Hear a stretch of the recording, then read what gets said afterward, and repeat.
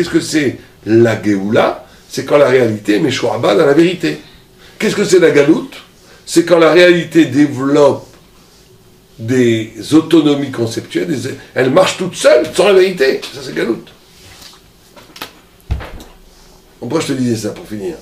Pourquoi je te disais ça? Par rapport à l'épopée, que c'est ça le mouvement de Tchouva. Oh, alors c'est ça, le machin, c'est ça. Parce que la Galoute, c'est ça. Vous voulez dire qu'on doit réintroduire le Chen? On doit recréer une épopée, ça veut dire quoi? Le Chen, ça veut dire que la vérité prend l'aspect du monde entier. Ça se traduirait comment? Comment ça se traduirait? Ça, on serait capable aujourd'hui, nous, personne ne peut le faire aujourd'hui, mais que tu serais capable à partir de la Torah de créer, je ne sais pas moi, une symphonie musicale purement thoraïque, dont les notes seraient toucheraient des parts dans ta neshama, qui ferait tchouva au monde entier. On est capable de faire ça? Non, on n'est pas encore capable de faire ça. Le machin le fera. Je pense qu'à travers le fait qu'on est en train de découvrir dans la Torah à chaque fois une façon de parfaire l'homme et de l'aider à résoudre tous ses problèmes familiaux, de réussite, de développement personnel, etc., c'est un petit peu ce travail développé. Oui, mais là, non. Parce que ça aussi, encore une fois, faut faire très attention.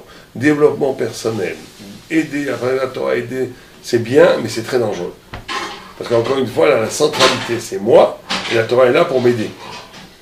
L'épopée, c'est que toi, t'es rien et tu vas vers la vérité. C'est toi qui dois... Le but, c'est pas de t'épanouir. Le but, c'est même pas de te réaliser. Le but, c'est la soif de vérité. Ça, c'est ça qui est très... la grande différence entre une spiritualité juive et une spiritualité non juive. C'est que ton but, c'est pas que tu utilises la Torah pour toi. C'est que la vérité t'interpelle. C'est ça le genre d'épopée. C'est est-ce que tu es interpellé par la vérité? Est-ce que tu es capable de tout lâcher pour comprendre? On m'a posé il y a une question, hier, j'ai fait on m'a dit, voilà, je suis en train de faire tchouva, mais je suis marié à une non-juive et j'ai une fille non-juive, est-ce que je dois les faire souffrir en allant étudier la Torah et à les abandonner ou bien je dois rester avec ma famille et Dieu me pardonnera? Vous posez la question. Une question lourde. Mais, alors bien entendu, il faut qu'il aille dans l'épopée. Tu ne peux pas sacrifier ta vie, pas sacrifier le pourquoi tu as été créé pour faire plaisir à ta femme et ta fille qui ne sont pas ta femme et ta fille après la Torah. Alors il faut expliquer gentiment et tout, mais cette idée-là, elle est très importante. Parce que sinon, encore une fois, si le but... Si la Torah m'amène à la plénitude, alors je garderai la femme et la fille. Si c'est pour m'aider à me compléter, à me faire plaisir, donc je vais garder la femme et la fille. Le Barad de Prague explique ensuite, on voit que c'est quoi, il y avait une marque entre les Sadducéens et les Rabbanim, quand est-ce que tombe Shavuot? Alors eux, ils disaient qu'on tomberait toujours dimanche. C'est pour ça que la Pentecôte chrétienne, elle est toujours dimanche. Que ça vient de ça. Alors que nous, non. On est Shabbat, c'était Pessah. Et il explique, on lui dit pourquoi? Il dit parce que, il explique comme ça, il dit pourquoi est-ce que tu penses ça aux vieux Sadducéens? Il dit parce que Dieu, il nous aime. Et comme il veut nous donner du plaisir, il veut mettre Shabbat et dimanche en même temps. Comme ça, on va kiffer pendant 48 heures. On fait le pont.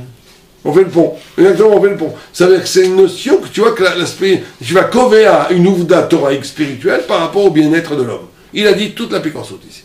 Le vieux, sans s'en rendre compte. Il lui dit un argument. Le Sadducéen, il vient de dire toute la piquançoute. C'est-à-dire que la Torah est là pour le bien-être de l'homme. C'est l'anti-Torah, ça. La Torah n'est pas là pour le bien-être de l'homme. Mais pourtant, il y a une centralité de l'homme. Il y a toujours une inyan. Il y a toujours un inyan. Mais il n'est jamais centralité. La Torah, à la fin, c'est elle qui va réaliser l'épanouissement personnel. La Torah, c'est elle qui va faire qu'à la fin de ta vie, tu vas être 1000 fois plus réalisé que tu n'avais pas de Torah. La Torah, c'est elle qui va donner le vrai bonheur. Alors, il y a ce but. Mais c'est pas un but. C'est accessoire. C'est un mimélé. Vous êtes contre l'idée du dur bonheur d'être juif?